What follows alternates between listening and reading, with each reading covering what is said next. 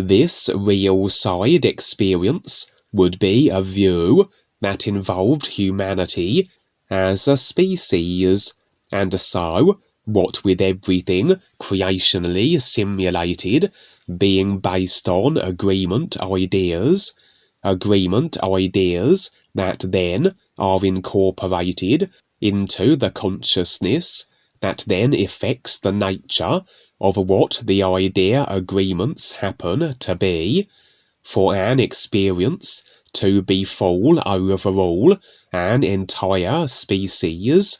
So this would be an idea agreed to and taken on a collective scale, that the idea then has by whatever means been created, presented, and marketed, and has rather nestled into the species consciousness, consciously accepted or subconsciously, to effect its corresponding simulation.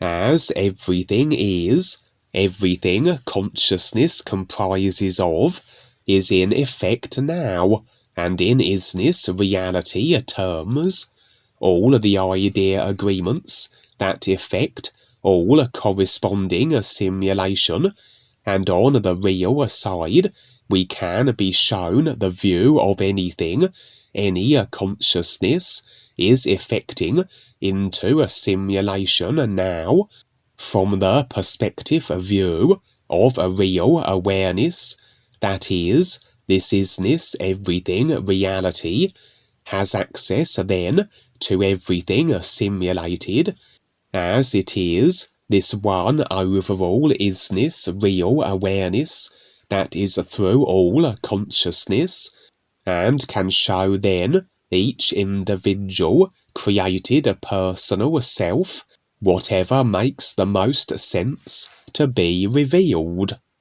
But even that everything is present in the nowness of the isness reality, all the ideas effected from consciousness, the body vehicles, the humans at any rate, rather process these ideas in sequences, incorporating time and space ideas, and so, despite everything being its effect now in reality, agreements instantly coupled with the simulation they generate from the experience generated via these idea processing body vehicles, so effects are not immediately simulation generating.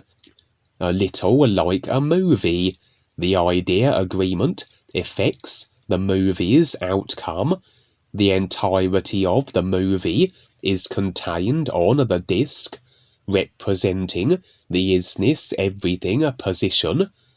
However, through the processing body vehicles, must the experience be presented in stages and phases. We must sit through the movie from start to finish, and so agreements as they currently stand in any species collective consciousness are instantly their effects, and we can be shown on the real side what a species as a whole can potentially collectively walk into if the agreement is maintained.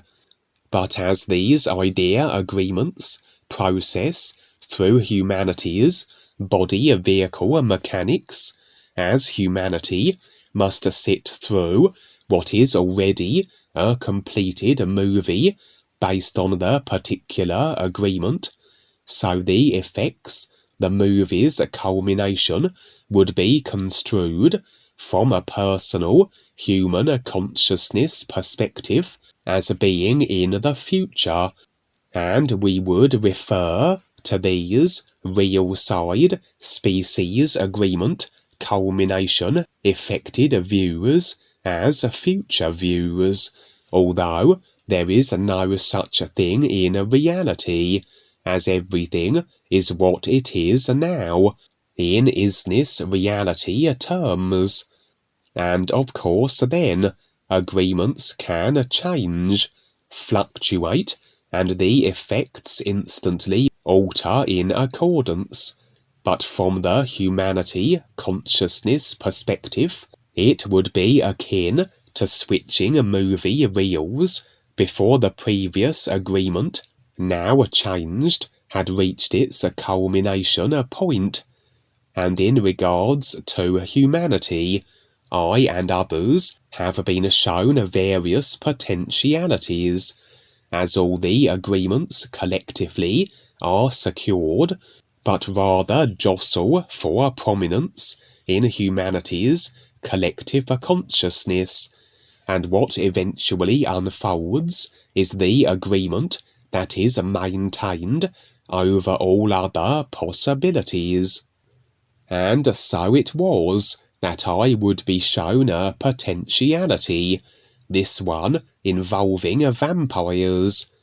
Vampires are very real. They have a particular created consciousness that effects for them circumstances and conditions in which they have lifetimes of extreme longevity, perhaps even eternally, or as eternally as a simulator allows before implosion. And their general proclivity, what is generally a necessity for them to sustain themselves, is the taking of blood from others, just as depicted in the movies. The vampires are generally in alliance with the dark forces, and utilized for their various operations, though some, as I have shared on previous real-side experiences, are stepping up and wanting to become more aware, as after all, despite the body forms, despite the choices, decisions, agreement ideas that have effected whatever body type and situations we find ourselves in, it is the same isness, real awareness reality, animating through it all, which has the same fundamental drive and imperative, that of the endless recognition of its own true reality, each real awareness compelled to recognize the is that it is a part of, to facilitate greater recognition the is has of itself. My view would open up on a restaurant. It seemed at first nothing out of the ordinary, but as I rather zeroed in on the diners, my real awareness impressions would afford the personal self the realization that these diners were in fact vampires, and this was one of many restaurants and establishments that now catered to the needs of what were a rapidly increasing population of vampires present on the earth. And indeed, what these restaurants provided, and in fact what these vampires were eating now, as I observed these proceedings, was human flesh. For there are variations with the vampires, variations then in the consciousness, that effect different varieties of vampire. The only idea that is consistent is their very extensive lifespans. Most consume the blood of others, but seemingly not all, as was the case with this particular version of a vampire establishing itself on the earth in this future so-called view. This was a takeover, an intended usurping of the planet Earth from the humans, which were to be then replaced. And were these blood-drinking vampires, it's likely they would have needed to keep a certain percentage of humans alive, to provide them with their blood requirements. But as I said, this particular type of a vampire did not require blood to sustain itself, though they did partake in the consumption of human flesh, though my impressions were that for them even the need to eat wasn't necessary for their survival. This was then the early stages of their takeover, as they resigned themselves to certain places, that they would go unnoticed, but their numbers were growing. For what seems consistent also with every vampire species is their ability to increase their numbers by converting other species to their own through various means. As they can't procreate as a species in the normal or typical manner, and so their intention was a mass conversion in combination with the slaying of a certain percentage of humans. But regardless of the ratio of converted to outright killed, humanity would be replaced by the vampires. At these early stages, one vampire, it seems, wasn't too taken with this objective, and would in fact make contact with a human journalist to convey to her what was intended for humanity, in an effort to get the word out, so to speak. It was a precarious arrangement, as the consciousness design of the vampire had him as though compelled to either kill the reporter or convert her, so it was a continuous effort for him to resist these impulses. She would be at first incredulous, but it seems he was able to convince her, and she would be desperately trying to spread the word, despite being met with the predictable and understandable response, generally that of disbelief.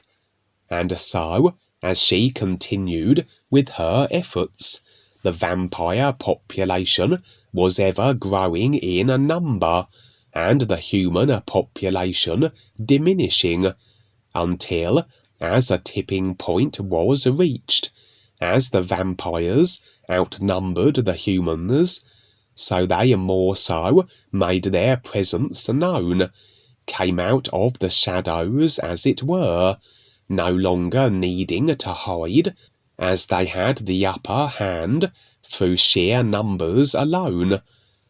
The conversion process of a human to this particular breed of a vampire I would be shown.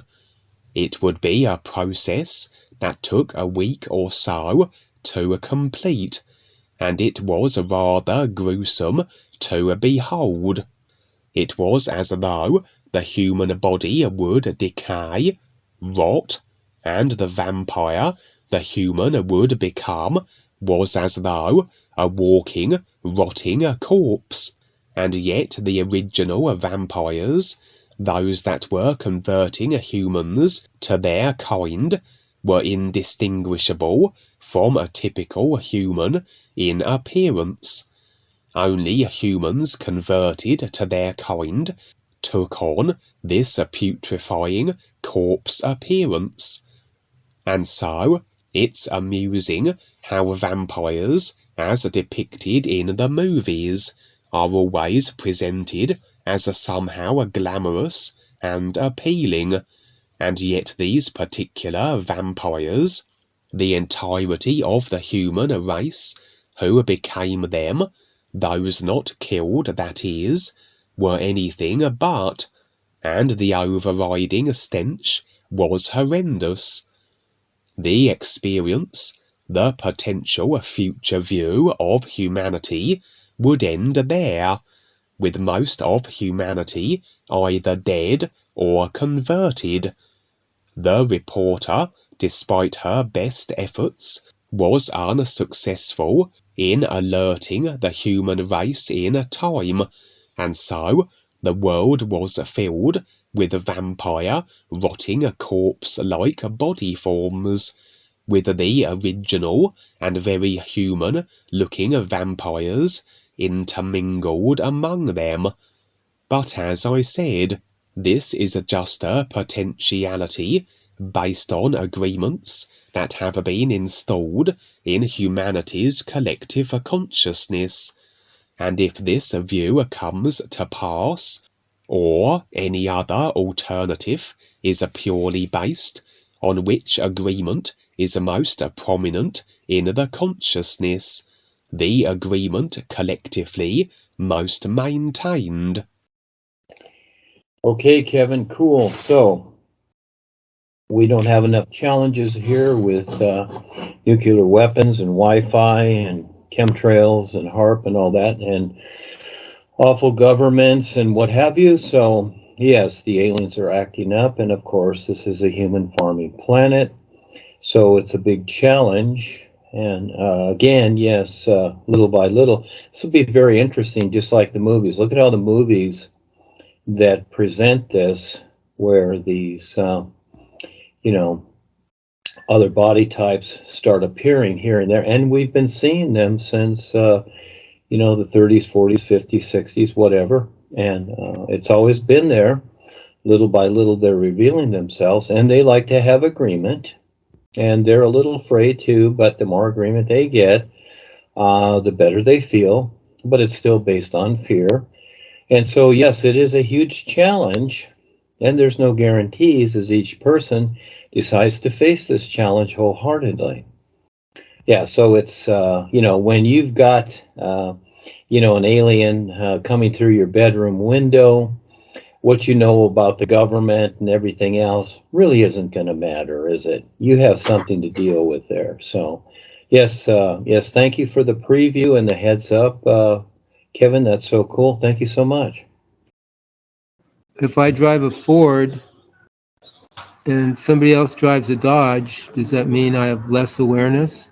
Well, yes, according to Duane, Ford Ford drivers are suspect. Dodge drivers, are more aware. So again,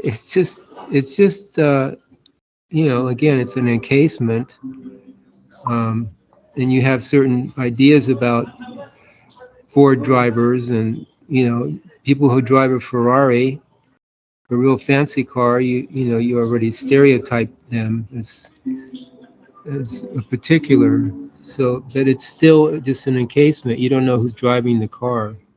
So it's really that simple that I see. Although the body types do have particulars about them. They have certain abilities and proclivities that they can do. Our cats can jump and do a lot of neat things with their bodies more than we can as humans. So, but it boils down to awareness.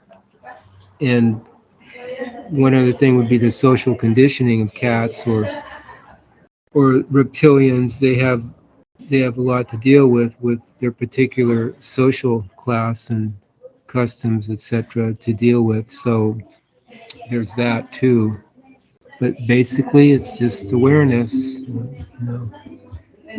body or not, or what kind of body. And I know Kevin had this experience with the three reptilians in line to be guides. I don't know if Kevin has anything to add to that too. That was kind of interesting. Yeah, the experience you were referring to was one I had probably about a year ago now. I don't remember all the particulars, but the main gist of it was that three individuals, three females, were their awareness was such that they were getting prepared to become real guides themselves in their own right. And these three females were actually currently occupying a reptilian body form. And so, like you were saying, irrespective of the body form or the outward shell, it is this real awareness, isness, that's animating through it all, animating through the consciousness as it affects into all the various body forms and body types. And as I said, in that experience, the three reptilians, the body forms, the awareness animating through them was positively excelling in their process of awareness, and therefore they were set to become real guides. So I remember in the experience, if I remember, I was with another individual who I recognised as a guide, and she was more or less presenting these three almost as something for me to share with others, because a lot of people do. It's understandable because the reptilians are considered the intergalactic villains, and so a lot of people react almost automatically to them with abhorrence. But there are a lot of reptilians stepping up and becoming more aware, and lots of them working very directly with the guides, and that was just one example. And I've had quite a few experiences which shows that, as I said, there are a lot of body forms now stepping up more so than ever before, because the reptilians are in a position where they can see more so than the human, in that they can see the simulator is deteriorating and collapsing. So it's for them it's rather panic stations, and so it is motivating them to sort of put themselves in a position where they can extricate themselves from a deteriorating simulator. So I'll just more or less just reaffirm what Val said, that it's about the awareness, not the body form.